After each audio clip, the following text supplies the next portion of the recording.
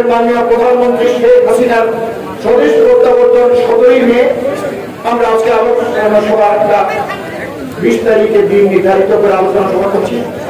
কালীগঞ্জের সকল স্তরের যারা এখানে আছেন সকলকে আমার অন্তরের অন্তস্থ এবং জাতির জনক বঙ্গবন্ধুর হত্যা দীর্ঘদিন পর্যন্ত মানুষের কাঙ্ক্ষিত যে বিচার সেই বিচার রেখা সম্পন্ন করেছেন। আমরা দোয়া করি ওনার কর্মী হিসাবে আমরা গৌরবান্বিত বোধ করি। তৃতীয় বিশ্ব থেকে যাওয়া জাতিসংঘে এমন একজন নেতা খালি বাংলাদেশের কথা বলেন, সারা দুনিয়ার কথা বলে। আর কালীগঞ্জ এক সময় এর নামই ছিল অমুকের কালীগঞ্জ, অমুকের কালীগঞ্জ ইত্যাদি কালীগঞ্জের নাম তার পিছনে খুব বদনাম ছিল।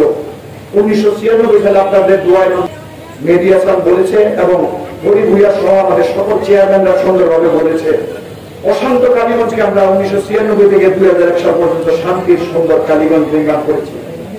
এখন আমি করেছি গত 15 বছর মেহরাত চৌধুরী যখন এমপি ছিল আমি কোন ডিস্টার্ব করি নাই, না বাধা দেই নাই, কোন গ্রুপিং করি নাই, আমি আসি নাই। এই তো আজকে মঞ্চে যারা আছে তারাই তো আপনার সর্বসঙ্গী ছিল, কাজের সঙ্গী।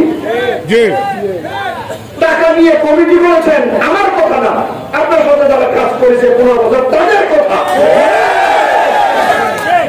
বিভিন্ন জায়গায় টাকার বিনিময়ে সংগঠনের পথ বিক্রি করেছেন, এটা আমার কথা না, যাদের কাছে বিক্রি করেছেন তারা এখানে সব কথা